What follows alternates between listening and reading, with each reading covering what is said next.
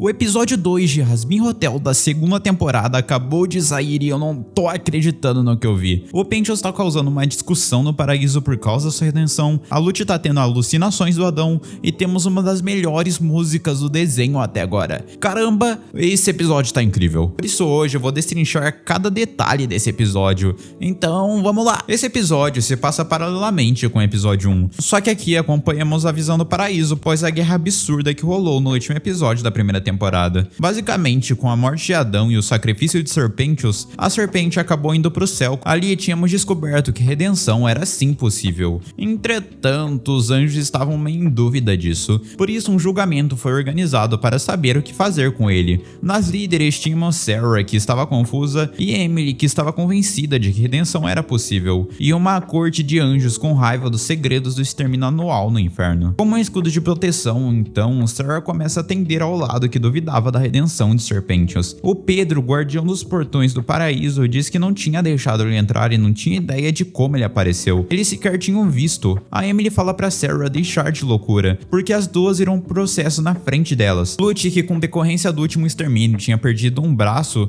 fala que eles precisavam agir e condenar o Serpentius. Ela parecia ter uma raiva maior dele ainda. Afinal, ele é meio que um dos responsáveis pela morte de Adão. Mas antes que ela pudesse falar, o Abel corta ela. Caramba, o Abel. Pra quem não sabe, Abel na Bíblia é filho de Adão e Eva, que foi morto após o seu irmão Caim o matar com uma pedra no primeiro caso de ciúmes da história. Aqui no desenho é legal com ele sendo representado com uma calma absurda. Ver essa energia em contraste com a Lute, que xinga tudo e todos, é muito bom. Tanto que o discurso dele nem dura tanto, mas essa apresentação do personagem foi muito boa pra mim. A Sarah então para tudo e pergunta pro Penteus como ele parou ali, e no que parecia ser o fim dele, a nova melhor personagem dessa série aparece, onde em uma música angelical ouvimos uma voz calma. Sarah, tem que se acalmar.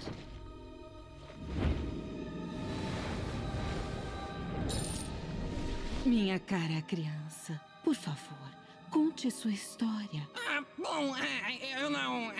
Eu não sou tão bom contando histórias e eu não sei como eu vim parar aqui.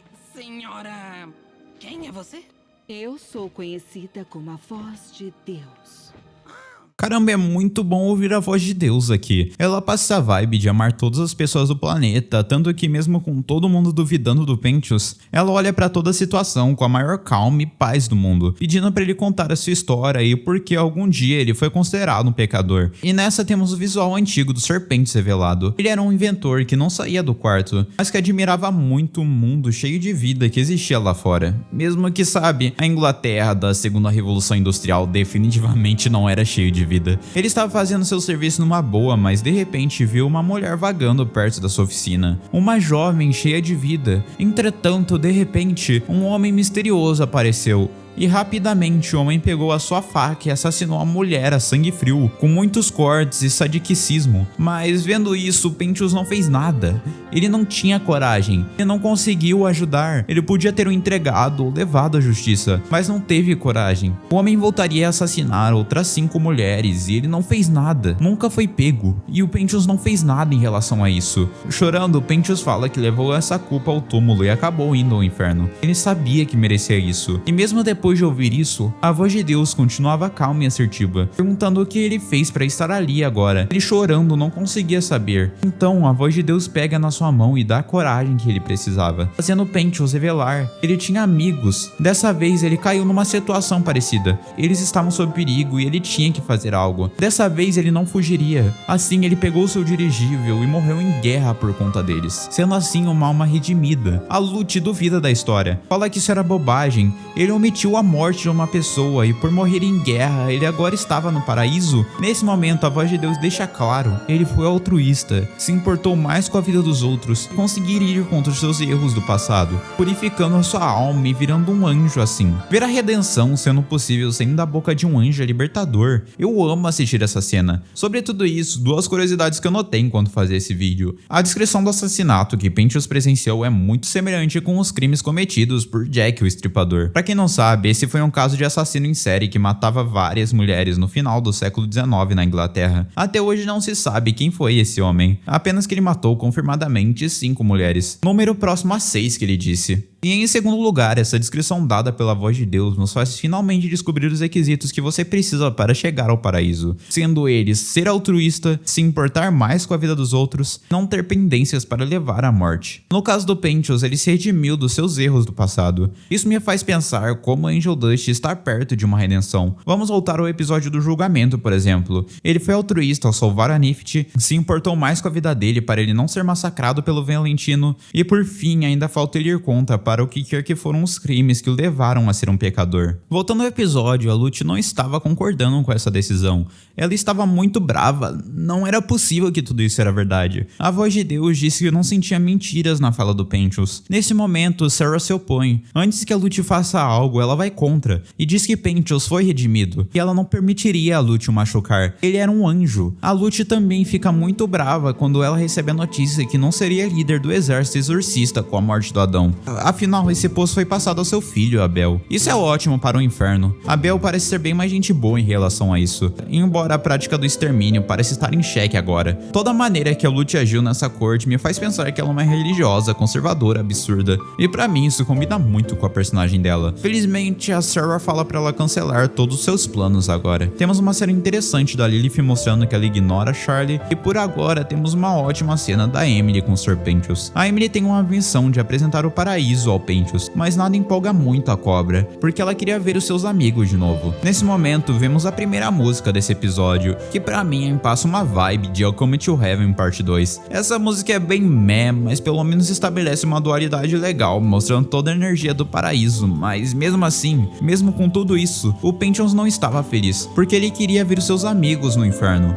E claro, a gente tem um final sensacional dessa música, com uma alusão a algo que eu acho que eu não posso falar no YouTube, mas da arma que o Sr. Pentious apontava acaba saindo confete. No geral, a música estava bem mais ou menos, até que chega a parte da Sarah's Confession, que carrega essa música por completo. Aqui em uma letra ótima, a Sarah lamenta muito todas as mortes de todos os pecadores e se arrepende dos extermínios, realmente querendo fazer uma mudança. Ela não queria que todo mundo morresse porque matar pecadores não era correto. A Sarah tenta pedir ajuda, mas a voz de Deus fala que não podia ajudá-la agora. Paralelamente a isso, a Lute estava decepcionada. Ela estava pagando de dorona, mas no fundo ela só estava esperando um canto pra chorar. Tanto que é exatamente isso que ela faz. Mas nesse momento o Adão aparece. Caramba, o Adão. Diz ele que é só uma alucinação da cabeça da Lute, então ok, eu acho. A Sarah, do outro lado, faz uma reunião para definir o futuro dos extermínios, mas nada é muito ajustado porque o Pedro e a Bel não são lá as melhores pessoas para isso. Já a Emily acaba invocando alguns ovinhos pro Sr. Pentious brincar.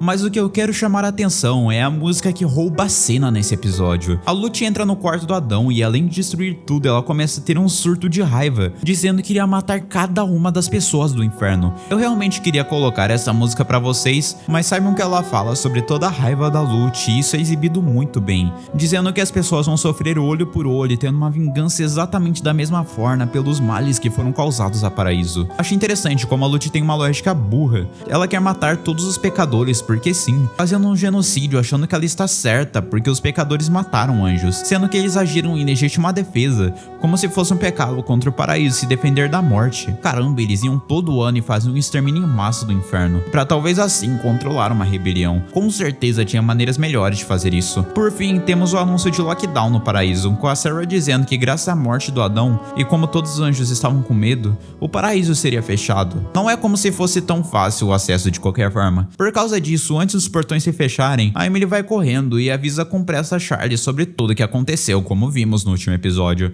Por agora, conseguimos ver o Pentious chateado porque o paraíso não parece ser o melhor lugar pra ele. Eu amei esse episódio e ele vai diretamente pro posto de um dos melhores episódios de Hazbin Hotel. Não que seja um posto lá muito competido também, mas caramba, que episódio bom. Hazbin Hotel acertou em cheio aqui. Eu quero realmente descobrir quem vai ser redimido. No mais, muito obrigado por me ouvir até aqui. Valeu, membros, por serem incríveis e eu te vejo no próximo vídeo. Tchau!